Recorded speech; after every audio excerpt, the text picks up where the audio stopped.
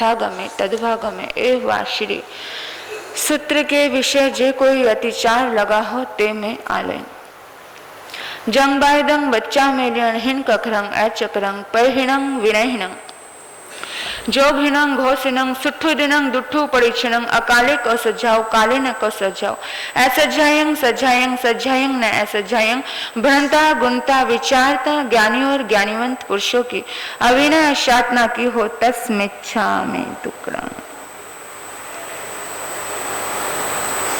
तृतीय अध्ययन, पांचवा अध्ययन अकाम मरणीय के नाम से है। मृत्यु और मृत्यु के भय से मुक्ति। संसार एक सागर की भांति है, उसका प्रभाव विशाल है और उस विशाल प्रभाव में इंसान बहुत सारे कष्ट सहते हैं और कष्ट सहते सहते कब मर जाते हैं यही पता नहीं चलता। कब मर जाते हैं यही पता नहीं चलता। रोते रोते मरते हैं, हाय मैं मर गया, हाय मैं मर गया, हाय मैं मर गया, रोते रोते मरते हैं। इस दुनिया में बाल मरण होना बड़ी अच्छी बात नहीं है।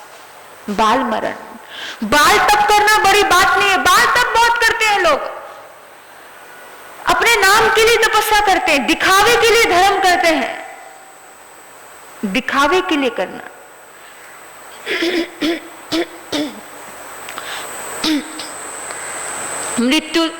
मृत्यु के दो स्थान है, दो रूप है, अकाम मरण और सकाम मरण। बाल जीवी के अकाम मरण बार बार होते हैं। अकाम मरण जन्म मरण करता रहता है। जो जैसा बच्चा होता है ना, कभी कभार बहुत बड़ा तपस्वी, बहुत बड़ा ज्ञानी भी ऐसा ही हो जाता है, बच्चे के समान। उसे यही नहीं सोचता, जैसे बच्चे को खिलौना दे दिया तो वो हंसने लगा, बच्चे को दूध पिला दिया तो हंसने लगा, उससे वो खिलौना छीन लिया तो वो रोने लगा। कभी कभार अपने ही बंधन अपने ऊपर लाद कर इंसान जीता है कि कभी कभी धर्म की भी इस कदर पकड़ से जीता है, ऐसा पकड़ रखता है, ऐसी पकड़ रखता है, ऐसी पकड़ कि दुनिया भाड़ में जाए, मेरी समाई करनी है तो करनी है मुझे। कोई तड़प रहा है, कोई मर रहा है, इंसानियत खो दी। हमने तो यहां तक देखा है, बहुत बार संतों को देखा है कि एक बार रास्ते में चलते चलते बड़े क्रियावान संत थे, बड़े क्रियावान संत। मेरा उद्देश्य कोई और नहीं, केवल समझाने का उद्देश्य है, सिर्फ बताने का उद्देश्य है। रास्ते में किसी का एक्सीडेंट हो गया, हमने सुनी ऐसी बात, किसी ने बोला कि आपके पास पानी है, पानी दे दो। वो बोलते हमें पानी देना कड़पता नहीं है, ये दूसरे संप्रदाय के संत हैं, ये हमारे गच्छ के संत नहीं है, हमें पानी देना कड़पता। पहली बात, पहला कदम परमात्मा ने बताया इंसानियत का। वो इंसानियत खोकर धर्म किस बात का किया? तो परमात्मा ने कहा कि जो व्यक्ति इंसानियत खोकर के धर्म करता है, वो धर्म बाल मरण को जन्म देता है। जैसे बच्चे को समझ नहीं है कि ये आग है, इस आग में कूदूंगा तो मैं मर जाऊंगा, वो कूद जाता है। आग के पास जाता है, गैस के पास जाता है तो माता उसको पकड़ती है ना। कभी कभार ऊपर छत से नीचे देखता है तो माता को डर रहता है कि मर ना जाए, माता उसे पकड़ती है, उसे संभालती है। कुछ आत्माएं ऐसी होती है जो बहुत ऊंचाई पर होती है, देखने में बहुत ऊंचे होते हैं, बहुत ज्यादा दुनिया की नजरों में बहुत जबरदस्त त्यागी होते हैं, लेकिन भीतर की इंसानियत खोई होती है, बहुत जबरदस्त ढंग से इंसानियत खोई होती है। यानी कि मानना है तो हमें ही मानना, गोचरी बहरानी है तो हमें ही बहराना। दूसरे संत को, ढीले संत को, कमजोर संत को गोचरी बहराओगे तो पाप लग जाएगा। ढीला कौन है और मजबूत कौन है ये कौन जाने, किसके पास क्या पैमाना है किसी की आत्मा का। कोई आत्मा कितनी महान है और कितनी कमजोर है ये कौन जानेगा। वो बाहर से ध्यान करता हुआ प्रसन्न चंद्र राज ऋषि 7वें नरक का बंद कर रहा था, वो राजा सैनिक उससे प्रभावित हो गया था, कमाल की बात है, धन्य है इस आत्मा को कि सूर्य की तापना ले रहा है। धन्य है इस आत्मा को, सूर्य की तापना, इस जेठ की गर्मी में नंगे पैर उस सूरज की तापना। पहले ही अच्छे भले एसीओ में रहने वाले लोग भी गर्मी से एसी की ठंडक भी कैसी बाहर निकलते ही कैसी गर्मी देती है। भीतर से इतना तपा हुआ है, बाहर से तो तपा हुआ था लेकिन भीतर से भी इतना तपा हुआ था कि परमात्मा के चरणों में जाकर प्रश्न करता है, भगवान वो मरकर के काल धर्म को उत्पन्न होंगे, कहां जाएंगे मर करके? भगवान ने कहा 7वें नरक में जाएंगे। धक्का लगता है, धक्का लगता है। क्या 7वें नरक? हाँ 7वें नरक। क्यों? भीतर में युद्ध चल रहा है। और ऐसे ही तो युद्ध चल रहे हैं, तभी तो इतना बटाव हो रहा है, तभी तो इतना बिखराव हो रहा है। ऐसे ही तो युद्ध चल रहे हैं समाज में, साधु समाज में। सोचो, बाल मरण प्राप्त ना हो उसके लिए पुरुषार्थ करो। सबसे पहला मूल सूत्र परमात्मा ने दिया कि इंसानियत को जन्म दोगे तो कभी गलत नहीं कर पाओगे, किसी का बुरा नहीं कर पाओगे। हमें दोष लग जाएगा, सामने वाला मरता है मर जाए। एक बंदर, मैंने सुना कि एक बंदर बड़ा तड़फ रहा था। कुएं के पास जाकर उस बाल्टी को इधर से उधर करता है और सोचता है कि मुझे थोड़ा सा पानी मिल जाए, लेकिन इतनी समझ नहीं है उसके अंदर, वो पढ़ा हुआ नहीं था, पढ़ाया गया नहीं था मनुष्य के द्वारा। एक बंदर वो बाल्टी को तो ऐसे कर रहा है, कभी मुंह इधर कर रहा है, कभी कुएं में झांक रहा है, लेकिन उसे पानी प्राप्त नहीं हो रहा है। तो सामने उसने देखा कोई संत है और शाम हो चुकी है। संत को तो अपना पानी परखना है, रात को रखना नहीं है, क्योंकि संत के लिए परखने का विधान आया है ना। जहां कोई आता जाता नहीं हो, जहां कोई दिखता नहीं हो, वहां परख दे। तो संत ने क्या किया? संत ने उस पानी को परखना शुरू किया। वो बंदर ने दूर से देखा, हाय पानी, और भागकर दौड़ करके वो बंदर उस पानी के पास पहुंचा। लेकिन इतने में जैसे ही वो पहुंचा था, वो पानी तो मिट्टी में मिल चुका था। संत देख चुके थे, संत देख रहे थे। इतनी तो दृष्टि इंसान के पास होती है कि वो भागा हुआ आ रहा है। इतनी दृष्टि उस संत के पास थी कि उसने उस कुएं से कैसे वो बाल्टी को ऐसे कर रहा है। लेकिन मेरा तो नियम है। कुछ लोग इतनी अज्ञान अवस्था से जीवन जीते हैं, ये वो नियम भी कट्टार के जैसे काम करते हैं। ऐसे नियम मैं कहती हूँ डस्टबिन में फेंक देने चाहिए। सच में मेरा अलग सोच है, हर इंसान का अलग सोच है। ऐसे नियम डस्टबिन में फेंक देने चाहिए कि जब दिख रहा है कि वो बंदर वो पानी के लिए तड़फ रहा है, बेचैन हो रहा है, और तुम अपने नियम को लेकर पकड़ के बैठे हो। किस काम का वो नियम? किस काम का? आपको तो वैसे भी उसको परखना था। क्या हो जाता अगर वो जीव पानी पी लेता? दया तो धर्म का मूल है ना, दया धर्म का मूल है। क्या हो जाता? जिस टाइम आप ऐसा जीवन जीते हो तो कई संत बाल मरण को भी प्राप्त होते हैं। जब ऐसा जीवन, जो केवल पकड़ रखते हैं कि बस ऐसा है तो ऐसा ही है, काले कालम समाये रहे, ये सोच नहीं रखते कि वक्त के अनुसार, समय के अनुसार, इंसान की परिस्थितियों के अनुसार, इंसान को समझ के अनुसार इंसान को काम करना चाहिए, ये सोच नहीं रहे। वो बंदर तड़पता बेचारा प्राण त्याग देता है। हाय थोड़ा पानी मिल जाता तो वो जी जाता। उस बंदर को अज्ञान अवस्था थी, उसे समझ नहीं थी कि उस पास के कुएं से वो पानी निकाल सके। लेकिन संत ज्ञानी था, संत को समझ थी कि वो बार बार इधर उधर पलटा कर रहा है। ऐसा किस काम का ऐसा धर्म, किस काम का ऐसा संयम, किस काम का ऐसा जीवन? आप कहो कि मुझे तो समाइक ही करनी है, भैया तू जो मर्जी कर। कोई घर में मर रहा है, कोई माता पिता बुजुर्ग घर में तड़फ रहे हैं, बीमारी है, उस टाइम उनको दबाना चाहिए या समाइक करनी चाहिए? हाँ, उस टाइम उनको दबाना चाहिए, उनकी सेवा करनी चाहिए या समाइक करनी चाहिए? सच बताना। पहला धर्म आपका इंसानियत का दिया है परमात्मा ने। मनुष्य जन्म मिलना दुर्लभ और मनुष्य की मनुष्यता दुर्लभ, वो आनी बहुत जरूरी है। इसलिए तो परमात्मा ने एक संकल्प किया था कि जब तक जिंदा रहूंगा माँ बाप को कष्ट नहीं दूंगा। इसलिए तो क्या था, भगवान महावीर आदर्श है हमारे लिए कि जब तक जिंदा रहूंगा उनको कष्ट हो, इसीलिए मैं दीक्षा भी नहीं लूंगा। आप सोचो जरा, विचार करो। हमारी जिंदगी में हम बहुत बार बाल तप करते हैं और बाल तप का हश्र दुर्गति होता है, सदगति नहीं होता। बाल तप का हश्र दुर्गति होता है। तो आपको ये कहती हूं कि हमेशा अपनी जिंदगी में काम भोगों से ऊपर उठ करके सदकर्म करो, अच्छे कर्म करो, सबके काम आओ। हमारे बिहेव से, हमारे अच्छे कार्यों से किसी के मन को प्रसन्नता मिले, ऐसे काम करने चाहिए और किसी को भी तकलीफ ना हो। अज्ञान अवस्था में इंसान को नहीं जीना चाहिए। और जैसे आपने देखा, कोई गाड़ी चलाने वाला व्यक्ति अच्छे मार्ग को जानता है, लेकिन फिर भी वो गलत मार्ग से जाता है।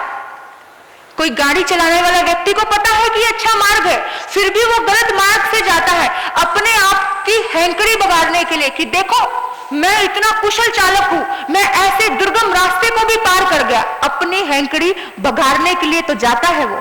बहुत साधु संत भी ऐसा करते हैं कि अपने आप को अलग दिखाने के लिए, अलग दिखने के लिए कुछ ऐसे मार्ग चुनते हैं, अलग हो, कुछ अलग करूं, कुछ अलग दिखूं।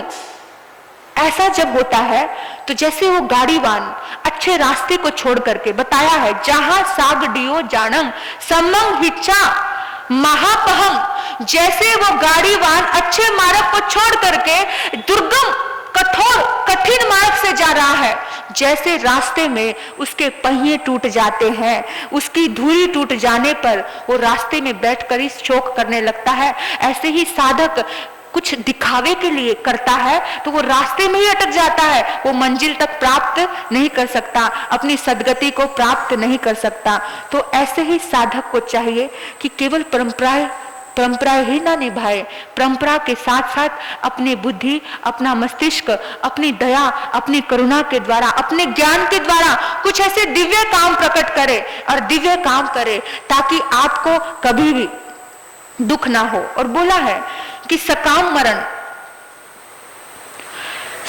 मरण ना सभी भिक्षुओं को प्राप्त होता है, सभी भिक्षुओं को सकाम मरण प्राप्त नहीं होता है, और ना सभी गृहस्थी नाना प्रकार के शीलों से संपन्न होते हैं, जबकि बहुत से भिक्षु भी विषम होते हैं और विकृत शील वाले होते हैं। कितनी बार गृहस्थी भी सकाम मरण प्राप्त करते हैं और साधु भी सकाम मरण प्राप्त करते हैं।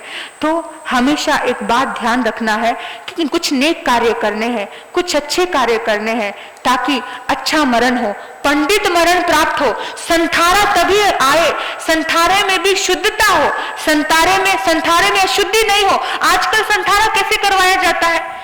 कोमा में गए हुए, मुंह पर लगा हुआ है। होश पूर्वक होना चाहिए, होश पूर्वक जीवन का त्याग होना चाहिए।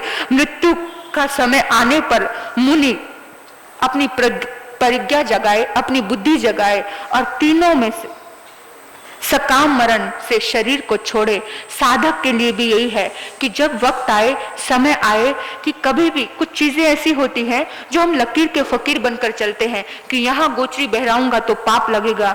भगवान ने कहा अन्न दान पुण्य होता है, भगवान ने कहा एक भिखारी को भी देते हो तो पुण्य होता है। भगवान तो कहते हैं, भगवान ने अन्नदान का कहा कि एक भिखारी को देना अगर पुण्य है तो एक संत को देना पाप कैसे हो गया? तो इसीलिए कभी भी अच्छाई नहीं छोड़ना। इतना आपका दिल तो जानता है ना कि आप क्या कर रहे हो, आप अच्छा कर रहे हो। भगवान ने प्रमोद भावना को अहिंसा का नाम दिया। प्रमोद का मतलब होता है प्रसन्नता, किसी को प्रसन्नता देना, किसी को तृप्त करना। वो भी क्या है? प्रश्न व्याकरण सूत्र में अहिंसा के 60 नाम आए और 60 नाम में एक नाम आता है प्रमोद। प्रमोद यानी प्रसन्नता, किसी को तृप्त करना, किसी को प्रसन्न करना। तो भी क्या है? धर्म है, अहिंसा का पालन है। तो आप गृहस्थ धर्म को जी रहे हो तो अहिंसा का पालन ऐसे भी कर सकते हो। तो सर निश्चित ही रूप से आपका पंडित मरण होगा, अच्छा मरण होगा। संथारा साधिका आप कहलाओगे, संथारे का वर्ण आपको होगा।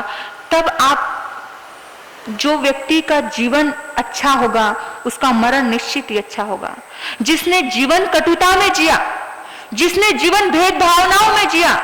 आजकल धर्म के आड़ में बहुत सारे साधु संत लड़ते हैं और बहुत सारे गृहस्थी लड़ते हैं, लेकिन इसी में लड़ते रहोगे, करते रहोगे तो जीवन का कल्याण नहीं होने वाला। तो हमें अपने जीवन का कल्याण करना है, उद्धार करना है। आगे छठे अध्ययन की व्याख्या कल करेंगे, कल आओगे, आपको पता चलेगा। चाहती तो हूं कि एक एक शब्द की व्याख्या करूं, लेकिन समय सीमा कम है। सरल रूप से आपको समझाना चाहती हूं कि एक एक चीज आपको समझ आए। तो कल हम बात करेंगे इन्हीं सद्भाव से। आपने मुझे सुना, मैं अनुग्रहित हूं। हर सवालों का जवाब इसमें, हर समस्या का समाधान इसमें। आओ सुनेंगे, गुनेंगे, गाएंगे, ध्याएंगे हरदम उत्तराधयन, उत्तराधयन, उत्तराधयन। अंतिम वचन प्रभु के वचन, अंतिम वचन। अंतिम वचन दिन भर उत्तराधयन सूत्र को अपने अंग संग रखना, अपनी सोच में रखना, अपने बिहेव में रखना। प्रतिपल ऐसा ही फील करना कि समोसन की आभा चारों तरफ बिखरी हुई है, परमात्मा के आसपास हूँ, परमात्मा के संग संग हूँ। जानते हो, कुछ आत्माओं ने तो इतना इस पे श्रद्धा से, भक्ति से काम किया है उत्तराधयन सूत्र पे कि उनको अपने आप ही एक गाथा आती है, अपने आप ही एक गाथा उनके जुबान पर आती है और उनकी जिंदगी का समाधान उस गाथा में छुपा होता है। बहुत बार ऐसा होता है, बहुत जो साधक आत्माएं, इंदौर में तो बहुत सारी आत्माएं ऐसी हैं जिन्होंने इसका पूरी तरह से मंत्र की तरह उच्चारण किया, इस उत्तराधयन सूत्र का। जैसे कहते हैं ना, हमने बहुत बार सुना है कि प्रकाश बरसता है, प्रकाश दिखता है। आप प्रकाश कैसा दिखता है? कभी कभी आप जाते हो गुरुद्वारे में, जाओ, वहां पर क्या है? गुरुद्वारे में जब जाते हो तो वहां क्या है? वहां पर एक ग्रंथ रखा हुआ है, गुरु ग्रंथ साहिब। गुरु ग्रंथ साहिब को वंदन करते हैं, नमन करते हैं। तो जैसे उस ग्रंथ को वंदन करते ही उनको भीतर में ऐसे ही प्रकाश प्रकट होता है। वंदन करने मात्र से उनको इशारे मिलने लगते हैं उनकी भक्ति की वजह से कि गुरु ग्रंथ साहिब का हुक्म है। ऐसे ही आपको भी इशारे मिलेंगे इस ग्रंथ को अगर आप वंदन और नमन करके अहोभाव से करेंगे। प्रकाश जी ने बहुत अच्छा काम किया है, बहुत सुंदर समोसन की रचना की है।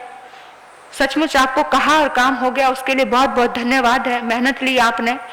तो यहाँ समोसन की कल आपके सामने आएगा, ये ग्रंथ भी वहां रखा जाएगा। तो बड़ा भक्ति भाव से, अहोभाव से इस ग्रंथ को नमन करके जाना, परमात्मा के चरणों में श्रद्धा समर्पित करके जाना। कोई भी उसको वंदन करे आकर और ऐसा ही फील करे।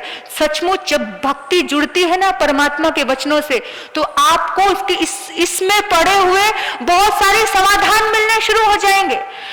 गीता को कैसे, गीता को कितना सम्मान देते हैं, गीता से भी बढ़कर ये महान ग्रंथ है। गीता का जैसे हिंदुओं में गीता का स्थान है, ऐसे ही जैन धर्म में इस उत्तराधयन का विशेष स्थान है। 32 शास्त्रों का स्थान है। ये नहीं कहती मैं, सबका एक अपना एक रुतबा है, लेकिन जो स्थान इसका है, जो अंतिम वाणी का है, जो परमात्मा ने बिना बोले हमारी करुणा के लिए, हमारे लिए बोला, ये ऐसा शास्त्र है। इस शास्त्र को वंदन करना, दिन भर वंदन करना। देखना, आप इस शास्त्र के शब्दों से जुड़ोगे, आपको आपकी समस्या का समाधान अपने आप मिलेगा, किसी दूसरे के पास जाने की जरूरत नहीं पड़ेगी। तो इतने ही निवेदन है, आप जरूर करना। इन्हीं मंगल भावनाओं से मैं अपने वक्तव्य को विराम देती हूँ। ओम शांति, ओम शांति।